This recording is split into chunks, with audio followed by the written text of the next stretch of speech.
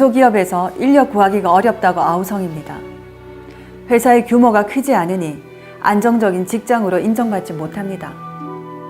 회사가 널리 알려지지 않았으니 구직자들로부터 주목받지 못합니다. 대기업 입사 시험 현장에 구름같이 몰려든 지원자들을 보면 중소기업을 운영하는 분들이 자괴감을 느끼지 않을 수 없을 겁니다. 내가 운영하는 기업의 규모가 작고 직원들에 대한 복지 또한 부족하니 어쩔 수 없는 것 아닙니까? 사람이 몰려들지 않는다고 한탄만 하고 있을 수 없습니다. 현실을 인정하고 타개책을 찾아야 합니다. 인재는 멀리서 찾아야 한다 했습니다. 그러나 중소기업의 경우 멀리서 인재를 찾는 것은 불가능합니다. 가까운 곳, 바로 이웃에서 사람을 찾는 수밖에 없습니다. 대기업의 경우 많은 직원들이 있고 시스템으로 운영된다 하지 않습니까? 그러나 중소기업의 경우 모든 직원들이 일당백의 역할을 해야 합니다.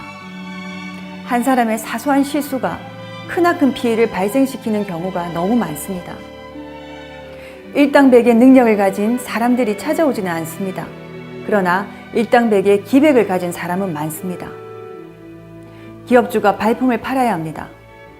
흙탕물 속의 진주같이 잠재력을 가진 사람을 발굴하고 육성해야 합니다. 그렇게 하려면 먼저 기업주가 뚜렷한 철학으로 무장되어 있어야 합니다. 중소기업일수록 따뜻한 정이 있어야 합니다. 종업원들이 스스로 미래에 대한 확신을 가질 수 있도록 끊임없이 단련시켜야 합니다. 언젠가는 기업주가 그간의 노력과 성과에 대한 보상할 것이라는 믿음을 줘야 합니다.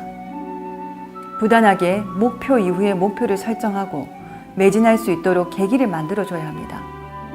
교육, 훈련, 대기업에서만 필요한 것이 아니라 중소기업일수록 교육, 훈련이 꼭 필요합니다. 중소기업에서 대기업으로 발전하지 못하는 경우를 보면 거의 대부분 기업주 스스로 변화, 발전하지 않았기 때문입니다. 중소기업의 경우 기업가 한 사람의 판단이 회사의 존폐를 결정짓습니다. 이런저런 이유나 대고 변명하면서 미루지 마십시오. 미리 대비하지 않고 회사가 성장했을 때 체계적으로 경영하겠다고 미루는 순간 나락의 길로 들어서는 것임을 절대 잊지 마시기 바랍니다. 작은 기업이 큰 기업으로 성공했을 때 그동안 고생했던 창업 공신들이 도태되는 모습도 많이 볼 수 있습니다.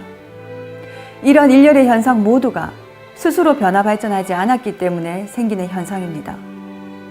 중소기업일수록 인재가 필요합니다. 그래서 지속적인 교육, 훈련이 더욱 필요한 것입니다. 종업원, 기업 경영에 없어서는 안 될 꼭 필요한 존재임을 결코 잊어서는 안 됩니다.